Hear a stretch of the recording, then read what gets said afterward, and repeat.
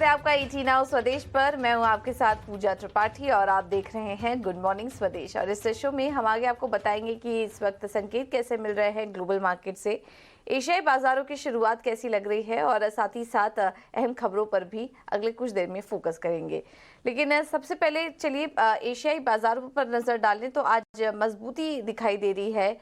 एक्सजीएक्स Nifty है करीब 40 अंक ऊपर 18,760 के पास कारोबार कर रहा है एक्सजीएक्स निफ्टी, और बाकी सभी इंडाइसेस भी देखेंगे तो वो भी हरे निशान में ही कारोबार कर रहे हैं। हांगकांग के बाजार है करीब 17 अंक ऊपर, कोरिया के बाजारों में 21 अंकों की तेजी है, जापान के बाजार करीब 1% से ज्यादा की तेजी, 1.5% से ज्यादा की तेजी जापान के बाजारों में देखने को मिल रही है, और चीन के बाजार भी हरे निशान में ही कारोबार कर रहे हैं। तो मजबूती है इस वक्त एशियाई बाजारों से, और ग्लोबल मार्केट से भी सेंटिमेंट देखेंगे तो वो भी काफी अच्छे नजर आ रहे हैं। कल हमने देखा कि लगातार तीसरे दिन डाउ जोन्स हरे निशान में बंद हुआ और S&P 500 में लगातार तेजी शानदार बनी हुई है। 2023 के नए उच्चतम स्तर पर बंद हुआ कल S&P 500, और जनवरी से लेकर अभी तक अगर देखेंगे S&P 500 करीब 11.5% की तेजी दिखा चुका है। और कल आईटी शेयरों में भी शानदार तेजी थी। नैस्डैक 1% की तेजी के साथ बंद हुआ, और यहाँ पर अमेजॉन की तरफ से जो एनालिस्ट कमेंट आए, बुलिश कमेंट्स निकल कर आए, उसके बाद हमने देखा कि अमेजॉन के शेयर में भी 2.5% की तेजी थी, और उससे बाकी सभी टेक शेयरों को भी सहारा मिला, जिसके चलते हमने नैस्डैक में अच्छी मजबूती देखी। और हम देख रहे हैं कि ओवरऑल लार्ज कैप स्टॉक्स में तो तेजी वहां नजर आ ही रही है, लेकिन स्मॉल कैप शेयरों में भी अब तेजी शुरू हुई है। तो एनालिस्ट का मानना है कि ये जो तेजी दिखाई दे रही है वो आगे और भी लंबे समय तक कंटिन्यू रह सकती है। एक और चीज हुई, कल यूएस में वीकली जॉबलेस क्लेम का डेटा आया, जिसमें कि 2.61 लाख के पार ये डेटा निकल चुका है, और अक्टूबर 2021 के बाद अपने उच्चतम स्तर पर था। अब ये जो नया डेटा आया, इसको देखते हुए लग रहा है कि जून की जो पॉलिसी होने वाली है, 13 और 14 जून को फेड की बैठक होने वाली है। अब माना जा रहा है इन आंकड़ों को देखते हुए कि हो सकता है कि इस बार की पॉलिसी में फेड पॉज का निर्णय ले ले, ब्याज दरों में कोई बदलाव ना करे।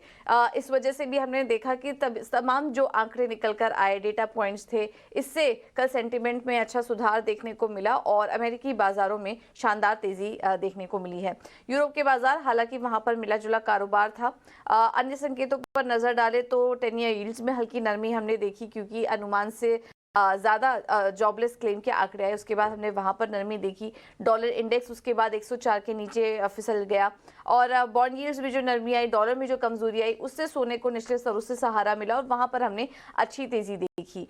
कच्चे तेल को लेकर भी एक डेवलपमेंट हुआ। यहाँ पर बीच में अटकलें आने लगी कि यूएस ईरान पर लगे सैंक्शन को, ऑयल एक्सपोर्ट के सैंक्शन को हटा सकता है, लेकिन उसके बाद यूएस ने इस खबर का खंडन किया और उन्होंने कहा ये सभी रिपोर्ट्स फॉल्स हैं, और ईरान पर जो भी सैंक्शंस उन्होंने लगाए हैं वो आगे जारी भी रखेंगे। इस खबर के बाद ब्रेंट में एक अच्छी तेजी आई थी, लेकिन जब सफाई आई यूएस गवर्नमेंट की तरफ से तो फिर वहां पर कमजोरी देखने को मिली, और हमने देखा कि करीब 1.25% के आसपास की गिरावट के साथ कच्चे तेल में कल क्लोजिंग देखने को मिली। तो ये एक अपडेट है कच्चे तेल से जुड़ा। ओवरऑल बात करेंगे तो ग्लोबल मार्केट से इस वक्त अच्छे क्यूज ही देखने को मिल रहे हैं। और एक बार आपको एफआईज और डीआईएस का अपडेट भी दे देते हैं, उसके बाद हम समझेंगे कि भारतीय बाजारों के लिए आज कैसा सेटअप दिखाई दे रहा है। एफआईज और डीआईएस के आंकड़ों पर नजर डालें तो कैश मार्केट में एफआईज ने तो खरीदारी की है 212 करोड़ की, लेकिन 405 करोड़ की यहाँ पर बिकवाली का आंकड़ा है डीआईएस की तरफ से। वहीं इंडेक्स फ्यूचर की बात करें तो यहाँ पर 442 करोड़ की खरीदारी का बिकवाली का आंकड़ा है, और इंडेक्स ऑप्शन में भी बिकवाली का ही आंकड़ा नजर आ रहा है। हालांकि ये जो आंकड़े निकल कर आ रहे हैं ये काफी छोटे हैं, लेकिन ओवरऑल एक कैश मार्केट में देखेंगे तो हम देख रहे हैं कि एफआईएस की तरफ से लगातार एक खरीदारी देखने को मिल रही है। लेकिन अब इन तमाम क्यूज को देखते हुए आज भारतीय बाजारों में क्या करें, निफ्टी और बैंक निफ्टी के लिए आज ओवरऑल सेटअप कैसा लग रहा है, एफएनओ मार्केट में कल क्या हुआ, ये भी समझ लेते हैं। और हमारे साथ डिम्पी कालरा जुड़ चुके हैं फोन लाइन पर। डिम्पी, गुड मॉर्निंग, बताइए आज एफएनओ सेटअप कैसा है? आज के एफ एंड सेटअप से समझने से पहले कल का एक बार एफ एंड सेटअप देखना होगा, क्योंकि कल जो पोस्ट मार्केट हुआ है वो टिपिकली डाइजेशन ऑफ इवेंट हुआ है। यानी कि इवेंट से पहले कुछ हद तक खरीदारी थी और इवेंट के बाद वो खरीदारी फिजल भी आपने देखा भी होगा कि 11:30 बजे के बाद से मार्केट के अंदर एक तरफा गिरावट होती हुई दिखी और डेज एंड पे जाके उसको बंद किया।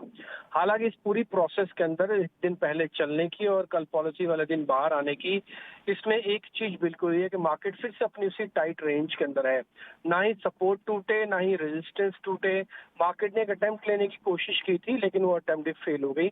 उसके पीछे बड़ी वजह ये है कि जो पॉलिसी के अंदर जो चीजें निकल के आई हैं, चाहे वो ग्रोथ है, चाहे वो इन्फ्लेशन है और चाहे वो दरें हैं, वो कब काफी हद तक मार्केट्स को पता था और वैसा ही इनलाइन होते हुए दिखा, तो इसलिए हल्की सी प्रॉफिट बुकिंग हुई है। डेरिवेटिव डाटा के हिसाब से अगर आप देखेंगे तो कल की जो शॉर्ट पोजीशंस बनी है या थोड़ी बहुत शॉर्टिंग हुई है, वो ज्यादा एग्रेसिव नहीं है। अभी आप जब एफआईज के नंबर भी पढ़ रहे थे तो उसमें भी आपको क्वांटम छोटा दिखेगा।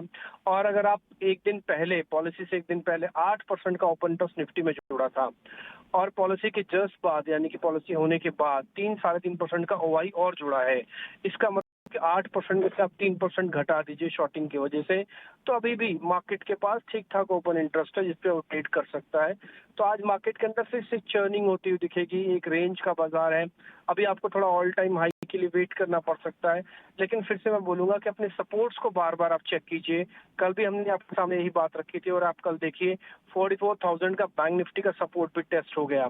तो आज भी आपको अपने सपोर्ट चेक करने हैं, स्पेशली बैंक निफ्टी के अंदर, क्योंकि वो थोड़ा ज्यादा वॉलेटाइल है और ज्यादा ट्रांसपेरेंट है इस समय पिक्चर के हिसाब से। तो इसलिए 44,000 के अगर नीचे बैंक निफ्टी जाता है तो पोजीशंस को होल्ड कर लीजिएगा, रोकिएगा, एवरेज मत कीजिएगा जल्दी जल्दी, और हो सकता है थोड़ा और डिप आ जाए। अगर 44,000 के ऊपर बना रहता है तो आप कभी भी एक छोटा मोटा पुल बैक वापिस से एक्सपेक्ट कर सकते हैं कि बाजार के अंदर आ जाएगा। फिलहाल मार्केट एक रेंज में रहेगा, कोई जल्दी नहीं अभी ऑल टाइम हाई को टेस्ट करने की और सपोर्ट्स को ब्रेक करने की। बिल्कुल, बहुत बहुत शुक्रिया टीपी आपका ये सारा देने के लिए। तो अभी ऑल टाइम हाई के लिए थोड़ा इंतजार करना पड़ सकता है और आज के दिन भी बाजार रेंज में रह सकता है। ये सपोर्ट लेवल्स आपको दिखा दिए हैं बैंक निफ्टी के लिए 43,800 और 44,000, ये इंपॉर्टेंट सपोर्ट लेवल्स अभी नजर आ रहे हैं, इस पर आप जरूर नजर रखिए। तो इन तमाम सेटअप को, क्यूज को देखते हुए आज फिर ट्रेड कैसे लें निफ्टी और बैंक निफ्टी में, और साथ ही स्टॉक स्पेसिफिक आइडियाज क्या होंगे ये भी एक बार समझ लेते हैं। और एचडीएफसी सिक्योरिटी से विनय रजानी हमारे साथ जुड़ चुके हैं। विनय, थैंक यू सो मच अपना समय देने के लिए। क्या करें आज निफ्टी और बैंक निफ्टी में? जी, गुड मॉर्निंग। तो जैसे डिम्पी ने बताया कि ओवरऑल सेटअप थोड़ा डगमगा सा गया है और जिस तरह का मोमेंटम था वो निफ्टी में और बैंक निफ्टी में लूज होता हुआ दिख रहा है।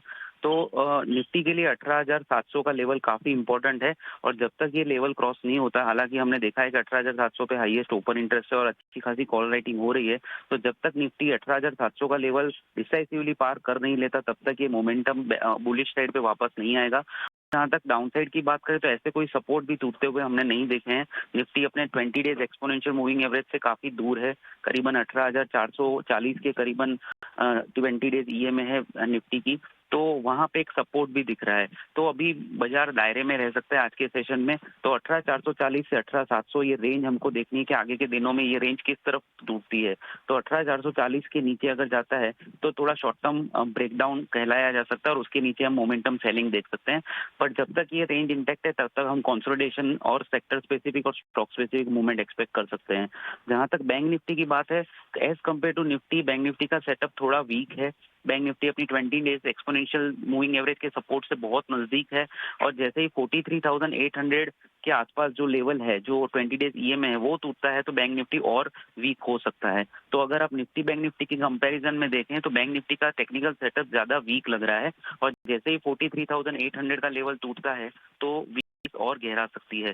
तो बैंक निफ्टी में ज्यादा कॉशियस रहने की सलाह है और बैंक निफ्टी का रेजिस्टेंस की बात करें तो 44,500 पे स्ट्रॉन्ग रेजिस्टेंस है। तो ये अभी फिलहाल टेक्निकल सेटअप है। आगे किस तरह से मार्केट रिएक्ट करता है और किस तरह से पैन आउट होता है वो हम देखेंगे और बाद में रिव्यू करेंगे। बट ऐसा लग रहा है कि स्टॉक स्पेसिफिक एक्शन आज के सेशन में हम देख सकते हैं। ठीक है, तो स्टॉक स्पेसिफिक एक्शन आज भी बरकरार रहेगा। निफ्टी के बजाय बैंक निफ्टी आज ज्यादा कमजोर लग रहा है 43,800, अगर ये भी टूट गया तो फिर गिरावट और गहरा सकती है बैंक निफ्टी में। तो विनय, फिर आप स्टॉक स्पेसिफिक आइडिया क्या सजेस्ट करेंगे आज के लिए? जी, तो मेरी तरफ से 2 रिकमेंडेशन रहेगी, एक लॉन्ग साइड पे और एक शॉर्ट साइड पे। लॉन्ग साइड पे जो मैं रिकमेंड कर रहा हूँ वो इंफ्रास्ट्रक्चर लार्ज कैप स्टॉक है एल एंड टी में हमने कल के सेशन के दौरान डेरिवेटिव साइड से एक शॉर्ट कवरिंग देखा था, करीबन 6% का ओपन इंटरेस्ट कम हुआ था और प्राइस में बढ़ोतरी हुई थी। तो एक शॉर्ट कवरिंग की साइन है। पिछले 3-4 सेशन एल एंड टी एक रेजिलियंट मूव दिखा रहा है और बाजार की वीकनेस के सामने ये स्ट्रॉन्ग सेटअप जा रहा है। तो मुझे लग रहा है कि एल एंड टी में आप लॉन्ग कर सकते हैं। 2340 के करीबन आपका स्टॉप लॉस 2280 का रहना चाहिए ट्रेडिंग का, और अपसाइड में आप टारगेट 2420 का देख सकते हैं। तो ये 1 से 2 दिन के लिए लॉन्ग की सलाह है in stock L and T. और दूसरा जो स्टॉक पिक है वो सेल साइड का है, आदित्य बिरला फैशन। इसमें हमने कल शॉर्ट बिल्डअप देखा था डेरिवेटिव साइड से, और डेली चार्ट पे टेक्निकली एक बेरिश फ्लैग पैटर्न ब्रेकडाउन देखा है हमने कल के सेशन में। वॉल्यूम के साथ सेलिंग हुई थी। तो technical as well as derivative front से ऐसा लग रहा है कि एबीएफआरएल का प्राइमरी जो डाउन ट्रेंड है वो कंटिन्यू हो सकता है। तो इसी करेक्शनल्स के जरिए मैं इसको रिकमेंड करता हूँ सेल करने को। 201.50 पे इसको सेल कर सकते हैं। 205 का एक आपका शॉर्ट का स्टॉप लॉस रहेगा, और डाउन साइड में you can expect target of 195। तो शॉर्ट साइड में एबीएफआरएल और लॉन्ग साइड में एल&टी। ठीक है, थैंक यू विनय आपका ये स्ट्रैटेजी सुझाने के लिए। तो आदित्य फैशन आज भी बिकवाली हावी रह सकती है और 195 की टारगेट सुझा रहे हैं विनय, और एल&टी में खरीदारी करने की राय है 2420 के लक्ष्य के लिए। तो ये हैं कुछ ट्रेडिंग आइडियाज। आगे आपके सामने कुछ और भी ट्रेडिंग रणनीति शेयर करेंगे, लेकिन अब रुक करते हैं खबरों वाले शेयर्स का, और शरद हमारे साथ जुड़ चुके हैं पूरी डिटेल्स के साथ। शरद, गुड मॉर्निंग, बताइए। गुड मॉर्निंग पूजा। तो सबसे पहले मैं आपको आईपीओ एक्शन बताता हूँ। यहाँ पे जो है एक्यो लाइटिंग की जो आईपीओ है ओवरऑल सब्सक्राइब हो चुकी है, कंप्लीट हो गया, 66 टाइम्स हुआ है टोटल सब्सक्रिप्शन यहाँ पे। तो इस आईपीओ स्पेस में जो है ज़रूर एक बहुत अच्छी रिटेल सेंटिमेंट में भी जो एक अच्छी मूवमेंट देखने मिली। और ये याद रखिए मैनकाइंड फार्मा के आईपीओ के बाद जो है आईपीओ इंटरेस्ट आ रहा है वापस रिटेल सेगमेंट में भी, तो एक इंपॉर्टेंट शेयर भी फोकस में रहने वाला है। बोर्ड जो है मीट करेगी शेयर स्प्लिट को डिस्कस करने के लिए जून 27 में, और याद रखिए जो फेस वैल्यू रखा गया है वो अभी करेंटली 10 रुपये प्रति शेयर है। तो ये इंपॉर्टेंट रहेगा एज एन इन्वेस्टर आपको ट्रैक करने के लिए। कैप्साइट इंफ्रा में भी मूवमेंट है, हालांकि है तो 1100 से 1300 करोड़ की स्मॉल कैप कंपनी, लेकिन इंफ्रा स्पेस में बहुत अच्छी बजिंग कर रही है, और एचएनआई इंटरेस्ट स्ट्रॉन्ग देखने मिल रहा है स्टॉक में। लगभग वो प्लान कर रहे हैं 96 करोड़ रेज करना प्रेफरेंशियल इशू शेयर से। और यहाँ पे जो इन्वेस्टमेंट सिक्योर्ड आई है बड़े एचएनआईज है और फैमिली ऑफिस से आई है, जैसे कि परम वैल्यू इन्वेस्टमेंट्स, विकास खेमानी और कैप्री ग्लोबल होल्डिंग। यूनिपाथ्स इंडिया भी फोकस में रहने वाला है। यहाँ पे उनके खुलने वाली है ऑलमोस्ट 46% स्टेक, यानी कि लगभग 90 लाख शेयर्स की जो है फ्लो आ जाने वाली है, क्योंकि प्रमोटर्स की लॉक इन खुल रही है 180 दिन वाली। स्नोमैन लॉजिस्टिक्स की बात करें तो यहाँ पे लगातार दूसरे दिन जो है प्रमोटर गेटवे डिस्ट्रीब्यूट जो है शेयर्स की एक्विजिशन के, और यहाँ पे देखें तो लगभग 14 लाख शेयर्स का एक्विजिशन देखने मिला है। इसके अलावा स्मॉल कैप स्पेस से यूनाइटेड ड्रिलिंग टूल्स फोकस में रहेगा, और यहाँ पे ये इसलिए इंपॉर्टेंट है क्योंकि एस इन्वेस्टर आशीष कचोलिया ने लगभग 0.8% स्टेक की बिकवाली की है, और जो मार्च के शेयर होल्डिंग पैटर्न थे वहाँ पे आशीष कचोलिया का लगभग 2.81% स्टेक था। टाटा पावर भी फोकस में रहेगा, जो उनकी आर्म है उनको जो है लगभग 966 मेगावाट का जो round the clock hybrid renewable power project है वो टाटा स्टील से मिला है। तो एक टाइप से कह सकते हैं इंटर कंपनी ट्रांसफर है, लेकिन एग्रीमेंट ज़रूर है। आईआरबी इंफ्रा लगातार आप कह सकते हैं तीसरे या चौथे महीने में जो है टोल कलेक्शंस में स्ट्रेंथ देखने मिल रही है, और ओवरऑल 20% का growth year on year basis पे मई में देखने मिला है। ग्रॉस टोल की जो कलेक्शंस है लगभग 411 करोड़ की अब आ चुकी है। लेकिन आप याद रखिए ई वे बिल्स में स्ट्रेंथ देखने मिल रहा है, आपके मैक्रो नंबर्स मई में बहुत स्ट्रॉन्ग आए हैं, और इम्पॉर्टेंट बात ये भी है कि जो पीएमआई नंबर्स है उसमें भी स्ट्रेंथ देखने मिला है। तो आगे जाते हुए जीएसटी नंबर्स भी अच्छे हो सकते हैं, क्योंकि टोल में जो है उसमें इम्पैक्ट देखने मिल रहा है। ब्लू डार्ट एक्सप्रेस में मैनेजमेंट चेंज हुई है। यहाँ पे मिस सुधा पाई को जो है सीएफओ को अपॉइंट किया गया है। वो करेंटली सीएफओ है डीएचएल ग्लोबल फॉरवर्डिंग कंपनी में, जो एक डीएचएल ग्रुप है, जो एक दुनिया भर का बड़ा बहुत मशहूर लॉजिस्टिक्स कंपनी है, उसके इंडिया नाम के एक कंपनी की वो करेंटली सीएफओ है। तो इंपॉर्टेंट मैनेजमेंट चेंज आ रहा है यहाँ पे। एथर इंडस्ट्रीज़ में ऑफकोर्स जो है अनाउंसमेंट पहले ही हो गई थी, और अब जो है लाइसेंस एग्रीमेंट साइन हो गया है सऊदी अरब को टेक्नोलॉजीज के साथ, तो यहाँ पे कमर्शलाइज करने वाले हैं पॉलीओल्स टेक्नोलॉजी को। तो लगातार 2 दिन जो है इंपॉर्टेंट न्यूज़ फ्लो आ रहे हैं, स्पेशली डील को लेके एथर इंडस्ट्रीज़ में। तो स्टॉक में वॉल्यूम्स भी आज देखने मिल सकता है। और बात करें पॉलीओल्स की टेक्नोलॉजी की, तो आखिरी में स्मॉल कैप स्पेस से स्टॉक है गुलशन पॉलीओल्स, और यहाँ पे जो है उन्होंने ट्रायल रन अपने इथेनॉल प्रोडक्शन का जो है जो प्लांट है मध्य प्रदेश में उसको कंप्लीट कर दिया है। इसका टोटल जो कैपेसिटी है वो ऑलमोस्ट 500 KLPD है और इम्पॉर्टेंट बात यह है कि अगले 45 दिन में जो है ये प्लांट स्टार्ट होने वाला है, तो इसमें भी पॉजिटिव रिएक्शन आगे जाते हुए देख सकते हैं। तो ओवरऑल स्टॉक स्पेसिफिक मूवमेंट ज़्यादा रहने वाली है बाजार में, हालांकि ब्रॉडर स्पेसेस में थोड़ी सी रेंज बाउंड रह सकती है आज। बिल्कुल। तो ये कुछ स्टॉक्स हैं जहां पर कि आप नजर रखिए। इंपॉर्टेंट खबरें हमने आपके सामने रखने की कोशिश की और उसका पूरा एनालिसिस अभी शरद भी आपको करके बता रहे थे। थैंक यू शरद आपका ये सारी जानकारी देने के लिए। अब बढ़ते हैं कमोडिटी मार्केट की तरफ और वहां रणनीति क्या होनी चाहिए ये बताने के लिए IIFL सिक्योरिटी से अनुज गुप्ता हमारे साथ मौजूद है। अनुज, थैंक यू सो मच समय देने के लिए अपना चीना स्वदेश को। तो सबसे पहले तो सोने चांदी से शुरुआत करते हैं। कल जिस तरह से वीकली अनएम्प्लॉयमेंट के डेटा आए उस हमने देखा कि हल्की तेजी थी, बट फेड की बैठक पर अब अगली नजर है, तो उसके पहले किस तरह की चाल आप एक्सपेक्ट कर रहे हैं? क्या ये तेजी आगे भी कंटिन्यू रहेगी? गुड मॉर्निंग पूजा जी। देखिए, कल यूएस के जॉबलेस डेटा आए जो कि अनएक्सपेक्टेड काफी बढ़कर आए थे। उसके बाद देखा हमने कि सडनली डॉलर इंडेक्स में गिरावट देखने को मिली और उसका रेप्लिकेट हमने गोल्ड सिल्वर में देखा और गोल्ड और सिल्वर में एक बाउंस बैक आता हुआ दिखाई दिया। हमें लगता है कि अभी फिलहाल शॉर्ट टर्म में बाउंस बैक रहेगा, क्योंकि जिस तरीके से डेटा आया उसका इम्पैक्ट आता हुआ दिखाई देगा और इस डेटा आने की वजह से ये और लग रहा है कि जो फेडरल बैंक है वो FOMC है वो शायद इंटरेस्ट रेट को ना बढ़ाए, इसको पॉज रखे, तो उससे अगेन एक गोल्ड सिल्वर को सपोर्ट आता हुआ दिखाई देगा। तो हमारे हिसाब से यहाँ पे खरीदारी का ट्रेड ही लेना चाहिए। गोल्ड के अंदर करीबन 59,700 में खरीदारी करें, 59,450 का स्टॉप लॉस लगाएं, टारगेट करीबन 60,300 तक हो सकता है। और सिल्वर के अंदर करीबन 73,200 में खरीदारी करें, 72,650 का स्टॉप लॉस लगाएं, टारगेट 74,500 तक हो सकता है। हमें लग रहा है कि इंटरनेशनल मार्केट में गोल्ड का भाव $1975 पर आउंस और सिल्वर करीबन $25 तक लेवल दिखा सकता है, तो खरीदारी का ट्रेड गोल्ड सिल्वर में देखने को मिल सकता है। ठीक है, तो गोल्ड सिल्वर में फिलहाल खरीदारी का ट्रेड आप लेके चलिए। इसके अलावा कच्चे तेल की चाल कैसी लग रही है आपको? यहाँ पर भी न्यूज बेस्ड एक्शन हम देखते हैं रोजाना देखने को मिल रहा है, दोनों साइड के फैक्टर्स यहाँ पर प्ले आउट कर रहे हैं। अब आगे के लिए चाल कैसी आप एक्सपेक्ट कर रहे हैं क्रूड में? देखिए, क्रूड अगर देखेंगे तो करीबन ब्रेंट $75 के आसपास सस्टेन कर रहा है। हालांकि कल रात को डिप आया था, बट वहां से रिकवरी भी देखने को मिली थी। तो बाय ऑन डिप्स की स्टडी रहेगी, क्योंकि जिस तरीके से ओपेक ने अपना प्रोडक्शन कट किया है तो वो नजर में रहेगा, तो यहाँ पे खरीदारी का ही ट्रेड देखने को मिलेगा। क्रूड के अंदर करीबन 5950 में खरीदारी करें, 5700 का स्टॉप लॉस लगाएं, टारगेट 6100 तक देखने को मिल सकता है। तो हमें लग रहा है कि करीबन 5850 के आसपास खरीदारी का ट्रेड बना के चल सकते हैं। हमें लग रहा है कि जल्दी ही $78 $80 तक ब्रेंट में देखने को मिल सकते हैं। ओके, तो ये है राय कच्चे तेल में 6100 के लेवल्स के लिए आप अभी भी खरीदारी करके चल सकते हैं। अनुज जी, का आखिरी सवाल होगा मेटल्स पे। बेस मेटल में कहाँ मौके दिख रहे हैं आप? देखिए, बेस मेटल में हमने अच्छा खासा मोमेंटम आते हुए देखा है, लोअर लेवल से रिकवरी आती हुई देखी है, तो यहाँ पर खरीदारी की सलाह रहेगी। टॉपिक वाइज देखें तो कॉपर ही टॉपिक रहेगा और एल्युमिनियम भी टॉपिक रहेगा। कॉपर में करीबन 720 में खरीदारी करें, 714 का स्टॉप लॉस लगाएं, टारगेट 732 तक देखा जा सकता है और एल्युमिनियम के भाव 210 तक देखने को मिल सकते हैं। तो कॉपर और एल्युमिनियम में खरीदारी का ट्रेड बना के चल सकते हैं। ओके, ठीक है, तो कॉपर और एल्युमिनियम ये दो ट्रेड है बेस मेटल से। सोने चांदी में भी खरीदारी करने की राय और इसके अलावा कच्चे तेल में भी खरीदारी करने की ही राय अनुज दे रहे हैं। तो आज के लिए कमोडिटी मार्केट में जो ट्रेड सेटअप है सभी में आज तेजी देखने को मिल सकती है। अनुज, थैंक यू सो मच आपका समय देने के लिए और ये रणनीति सुझाने के लिए। चलिए अब आगे बढ़ेंगे और ब्रोकरेज हाउस के रडार पर कौन कौन से स्टॉक्स हैं ये बताने के लिए वामाक्षी अब जुड़ चुकी है हमारे साथ। वामाक्षी, गुड मॉर्निंग, बताइए। जी बिल्कुल, गुड मॉर्निंग। शुरुआत करेंगे हम एवेन्यू सुपरमार्ट्स के साथ। मोतीलाल ओसवाल की तरफ से रिपोर्ट आ रही है और उनका कहना है कि काफ़ी अच्छी तरीके से प्लेस्ड है कंपनी अर्निंग्स रिवाइवल के लिए, काफ़ी मजबूत लॉन्ग रनवे भी नज़र आ रहा है ग्रोथ के लिए।